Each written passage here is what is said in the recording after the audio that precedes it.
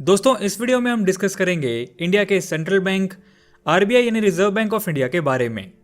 RBI country में monetary stability बनाने का काम करता है। इसके लिए ये मॉनेटरी पॉलिसी भी बनाता है। ये सारे कमर्शियल बैंक्स और फाइनेंशियल इंस्टीट्यूशंस को गाइडलाइंस देता है। इसके और भी बहुत से फंक्शंस हैं जिनको हम इस वीडियो में डिटेल में समझेंगे। इसके साथ साथ मॉनेटरी पॉलिसी क्या होती है, CRR, SLR, repo rate, bank rate, इन सारी टर्म्स को भी हम वीडियो में डिटेल में डिस्कस करेंगे। तो आप पूरी वीडियो लास्ट तक जरूर देखिएगा। तो सबसे पहले हम क्विकली समझ लेते हैं आरबीआई के मैनेजमेंट स्ट्रक्चर के बारे में। आरबीआई के जनरल अफेयर्स को सेंट्रल बोर्ड ऑफ डायरेक्टर्स संभालते हैं। इन डायरेक्टर्स को गवर्नमेंट अपॉइंट करती है जो कि हर 4 साल में चेंज होते रहते हैं। इसके सेंट्रल बोर्ड ऑफ डायरेक्टर्स में गवर्नर और 4 डेप्यूटी गवर्नर्स भी होते हैं। एंड इसमें गवर्नमेंट की तरफ से अलग अलग फील्ड के 10 डायरेक्टर्स भी अपॉइंट किए जाते हैं और 2 गवर्नमेंट ऑफिशियल अपॉइंट किए जाते हैं। चलिए अब बात करते हैं आरबीआई के फंक्शंस की। फर्स्ट है issue of currency notes. RBI पूरे इंडिया में करेंसी नोट्स इशू करता है। आरबीआई ये करेंसी गोल्ड, एक्सचेंज बिल्स और गवर्नमेंट बॉन्ड्स की सिक्योरिटी के अगेंस्ट इशू करता है। Next is banker to other banks. RBI India के सभी बैंक्स को कंट्रोल और रेगुलेट करता है। आरबीआई ने जो भी डायरेक्शन दी सभी कमर्शियल बैंक्स को वो डायरेक्शन फॉलो करने की ऑब्लिगेशन है। हर बैंक को आरबीआई के पास कुछ रिजर्व रखना मैंडेटरी होता है और आरबीआई दूसरे बैंक को लोन भी प्रोवाइड करवाता है, इसलिए इसको बोला जाता है banker to other banks. Next is banker, agent and financial advisor of the government. RBI central government और स्टेट गवर्नमेंट की ट्रांजैक्शंस करता है। ये गवर्नमेंट के बिहाफ पे टैक्स की पेमेंट्स और डिपॉजिट भी करता है और ये इंटरनेशनली गवर्नमेंट को रिप्रेजेंट करता है। Government foreign related transactions RBI के थ्रू ही करती है। आरबीआई फॉरेन एक्सचेंज रिजर्व्स को मेंटेन करता है और ये गवर्नमेंट को फाइनेंशियल एडवाइस भी देता है। अगला है exchange rate management. RBI Indian currency की वैल्यू को स्टेबलाइज करने का काम भी करता है। मतलब जो फॉरेन करेंसी होती है लाइक डॉलर, उसके कंपैरिजन में जो रुपए की वैल्यू है उसमें ज्यादा फ्लक्चुएशन ना होने देना। इसको मेंटेन रखने के लिए आरबीआई फॉरेन करेंसी को बाय और सेल करता रहता है। Next is credit control. RBI country में मनी की सप्लाई को कंट्रोल करके इन्फ्लेशन को भी कंट्रोल करता है। इसके लिए ये बहुत से टूल्स का यूज करता है। इनको हम आगे डिटेल में डिस्कस करेंगे। इसके बेसिक टूल्स होते हैं like cash reserve ratio, bank rate policy etcetera. Cash reserve ratio का मतलब ये होता है कि हर बैंक को अपने पास अवेलेबल कैश में से कुछ अमाउंट आरबीआई के पास एज रिजर्व रखना होता है। बैंक रेट वो होता है जिस रेट पर आरबीआई कमर्शियल बैंक्स को लोन देता है। ये तो थे आरबीआई के बेसिक फंक्शंस। चलिए अब बात करते हैं इसके प्रमोशनल और डेवलपमेंट फंक्शंस के बारे में। फर्स्ट है promotion of banking system. RBI society के हर सेक्शन में बैंकिंग को प्रमोट करने का काम करता है। इसका एग्जांपल है नाबार्ड। नाबार्ड का मतलब है national bank of agriculture and rural development. इसको एग्रीकल्चर के प्रमोशन के लिए बनाया गया था। एग्रीकल्चर सेक्टर के प्रमोशन के लिए नाबार्ड क्रेडिट यानी लोन प्रोवाइड कराता है।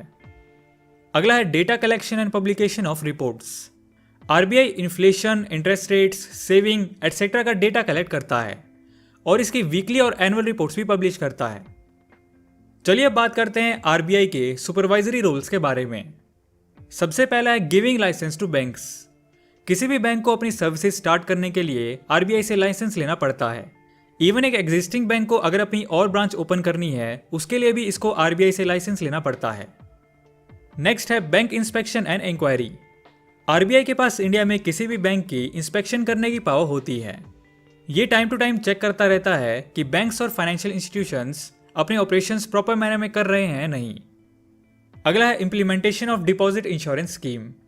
दोस्तों जब भी कोई बैंक डूब जाता है तो हम लोगों ने जो भी सेविंग बैंक के पास कराई होती है वो भी रिस्क में आ जाती है। बट अगर कोई बैंक डूब जाता है तो स्मॉल डिपॉजिटर्स की प्रोटेक्शन करना आरबीआई की रिस्पॉन्सिबिलिटी होती है। इसके लिए RBI deposit insurance scheme implement करता है, जिसके अकॉर्डिंग किसी बैंक के फेल होने के केस में भी उसके हर अकाउंट होल्डर के एटलीस्ट 5 लाख रुपए तो सेफ रहेंगे। मतलब अप टू 5 लाख रुपीज तो उसको मिलेंगे ही। चलिए अब बात करते हैं मॉनेटरी पॉलिसी की। आरबीआई इन्फ्लेशन को कंट्रोल करने के लिए इकोनॉमी में मनी सप्लाई को कंट्रोल करता है, जिसके लिए मॉनेटरी पॉलिसी बनाई जाती है।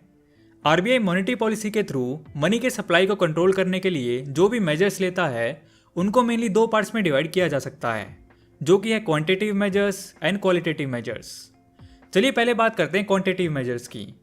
सबसे पहले है बैंक रेट। ये वो रेट होता है जिस रेट पे आरबीआई कमर्शियल बैंक्स को लोन प्रोवाइड कराता है। तो जब आरबीआई इस बैंक रेट को इंक्रीज करता है तो कमर्शियल बैंक्स आगे अपने अकाउंट होल्डर्स को जो लोन देते हैं उसका रेट भी इंक्रीज हो जाता है, जिससे लोन्स कम लिए जाते हैं। तो कुछ इस तरह से आरबीआई बैंक रेट का यूज करके मनी के फ्लो को कंट्रोल कर सकता है। Next is repo rate. ये भी वो रेट होता है जिस पर आरबीआई कमर्शियल बैंक्स को लोन प्रोवाइड कराता है, बट ये रेपो रेट शॉर्ट टर्म के लिए यूज होती है और बैंक रेट लॉन्ग टर्म में यूज होता है। नेक्स्ट है रेशियोज, जो कि लिक्विडिटी को मेंटेन करने के लिए यूज होते हैं। फर्स्ट रेशियो है सीआरआर यानी cash reserve ratio. CRR deposit का वो फिक्स परसेंटेज होती है जो कमर्शियल बैंक्स को आरबीआई के पास एज रिजर्व रखनी होती है। इंडिया में ये रेशियो 3 से 15% के बीच में चेंज होता रहता है।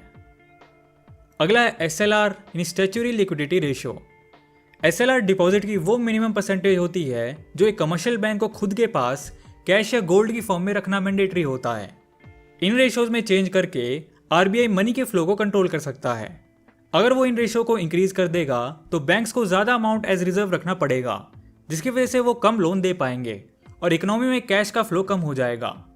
इसी तरह से इन रेशियोज को कम करके मनी के फ्लो को इंक्रीज भी किया जा सकता है। नेक्स्ट है open market operations. Open market operations monetary policy का एक पॉपुलर टूल है। अगर आरबीआई को मार्केट में मनी के फ्लो को कम करना होता है तो वो मनी को अपने पास अट्रैक्ट कर लेता है। ऐसा करने के लिए आरबीआई गवर्नमेंट बॉन्ड्स इशू करता है। क्योंकि गवर्नमेंट बॉन्ड्स सबसे सेफेस्ट ऑप्शन होते हैं इन्वेस्ट करने के लिए, इसलिए कमर्शियल बैंक्स और फाइनेंशियल इंस्टीट्यूशंस इन बॉन्ड्स को बाई कर लेते हैं, जिससे उनका पैसा आरबीआई के पास आ जाता है। अभी आपने मॉनेटरी पॉलिसी के क्वांटिटेटिव मेजर्स को समझा। चलिए अब बात करते हैं क्वालिटेटिव मेजर्स की। फर्स्ट है rationing of credit. RBI commercial banks के लिए एक मैक्सिमम क्रेडिट अमाउंट फिक्स कर देता है। बैंक्स उस फिक्स्ड अमाउंट से ज्यादा लोन नहीं दे सकते। Next is change in marginal requirement. Margin amount वो होता है जो कि दिया नहीं जाता, एज मार्जिन रखा जाता है। फॉर एग्जाम्पल, अगर आपको लोन लेना है तो बैंक आपको सारा अमाउंट नहीं दे सकते, उनको कुछ मार्जिन रखना पड़ता है जो आरबीआई सेक्टर वाइज डिसाइड करता है। फॉर एग्जाम्पल, अगर आरबीआई चाहता है कि एग्रीकल्चर सेक्टर को ज़्यादा क्रेडिट मिलना चाहिए तो वो एग्रीकल्चर सेक्टर के लिए मार्जिन रिक्वायरमेंट को कम कर देगा। अगला है मोरल सुएशन। आरबीआई वैसे तो सभी बैंक्स को पॉलिसीज के थ्रू कंट्रोल करता है, बट अगर कोई पर्टिकुलर बैंक उसको ऑब्जेक्ट कर रहा है तो वो उसका लाइसेंस भी कैंसिल कर सकता है। इसीलिए हर बैंक को आरबीआई की गाइडलाइंस को फॉलो करना ही पड़ता है, जिससे आरबीआई के लिए मनी के फ्लो को कंट्रोल करना आसान हो जाता है। तो दोस्तों, बेसिकली ये थे आरबीआई के फंक्शंस। आज के वीडियो में इतना ही दोस्तों। आप कमेंट सेक्शन में ऐसे इंटरेस्टिंग टॉपिक सजेस्ट कीजिए। मिलते हैं अगली वीडियो में एक ऐसे ही नॉलेजेबल टॉपिक के साथ। सो दोस्तों, वीडियो पसंद आया तो लाइक एंड शेयर करो यार, एंड नए हो तो इस चैनल को सब्सक्राइब कर लो, क्योंकि मैं ऐसी वीडियोस आपके लिए लाता रहूँगा। And thanks for watching.